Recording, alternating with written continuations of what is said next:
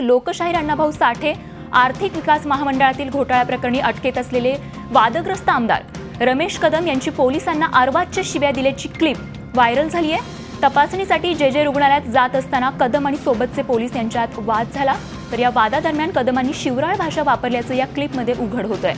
भ्रष्टाचाराच्या आरोपात गेले अनेक महिने रमेश कदम हे तुरुंगात आहेत। कदमांकडून वारंवार अशीच अरेरावीची भाषा पोलिसांना ऐकावी लागत असल्याचंही बोललं जात आहे।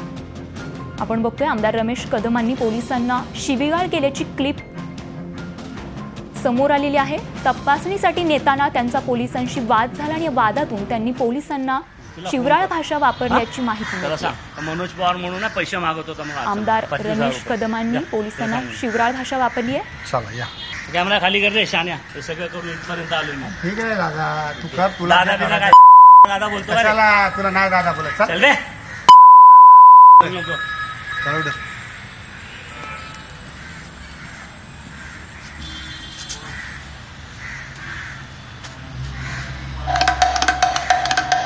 आम्ही इथंच मारणार, इथंच जाणार, मारणार। ठीक आहे ठीक आहे, काय काय बायकांसारखं काय घे ना, समोर घे ना, हे असं घाट कॉन्स्टेबल बरेच। ठीक आहे ठीक आहे, चल आमदार बराच तू। आमदार काय बोलतो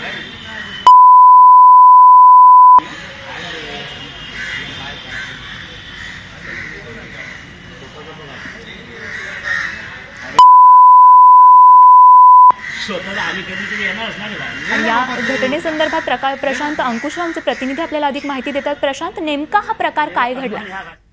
नक्कीच जो कदम आहे, रमेश कदम आमदार, त्याला नेहमी जेव्हा जे रुग्णालयात घेऊन जायचे तपासणीसाठी, असंच प्रत्येक जे कैदी असतात, जे काही कैदींना जर आजाराची तक्रार असेल तर त्यांना जे रुग्णालयामध्ये ओपीडी मध्ये घेऊन जातात। तर तसंच त्याचप्रमाणे यांना जे विशेष सशस्त्र दल असतं पोलिसांचं, त्याच्यानुसार या लोकांना जे रुग्णालयात घेऊन जातात। त्यामुळे रेग्युलर रुग्णालयातून घेऊन जाऊन परत आणताना त्याची रमेश कदमची आणि पोलिसांमध्ये काही अरेरावी झालेली आहे। तर त्यात म्हणजे याचा जो रमेश कदम हा शिवराळ भाषा वापरलेली आहे, तो जो आमदारकीचा माज असेल तो त्याने तिकडे दाखवलेला आहे। आणि एवढी असून सुद्धा तो एका पोलीस अधिकाऱ्याकडनं 25,000 रुपये घेऊ नये असा कुठेतरी कोणातरी सांगतोय। अशा प्रकारची ही क्लिप जी व्हायरल झालेली आहे, याच्यामधून यांच्या जी गुर्मी आहे ती अजूनही उतरलेली दिसत नाहीये। हे जे सशस्त्र पोलीस दलातले जे काही अधिकारी असतात त्यांना हे लोक हॉस्पिटलमध्ये घेऊन जातात आणि हॉस्पिटलमधून पुन्हा एकदा जेलमध्ये आणतात। या प्रवासाच्या दरम्यान याचे जे आरोपीचे जे नातेवाईक असतात ते यांना भेटायला येत असतात का, किंवा त्यांना भेटायला दिलं नाही का, किंवा इतर काही गोष्टी करायला दिल्या नाहीत का, त्याचा राग या रमेश कदमने ठेवलाय का? अशा प्रकारच्या काही गोष्टी आता पुढे येत आहेत की नेमकी हा जो प्रकार घडला तो कशामुळे घडल्याचं पूर्ण कारण जरी माहिती नसलं तरी हा शिवराळ भाषा जो वापरतोय त्याच्यावरून याची असलेली गुर्मी अजून उतरलेली नाहीये, हे मात्र पुन्हा एकदा सिद्ध होतंय। प्रशांत, या संदर्भात त्यांच्यावर गुन्हा नोंदवण्यात आलाय का? नाही, अजून तरी गुन्हा नोंदवण्यात आलेला नाहीये।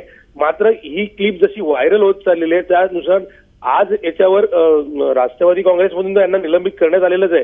पण पोलीस याच्यावर काय कारवाई करणार आहेत, पोलीस काय ऍक्शन घेत आहेत ते सुद्धा पाहणं आहे।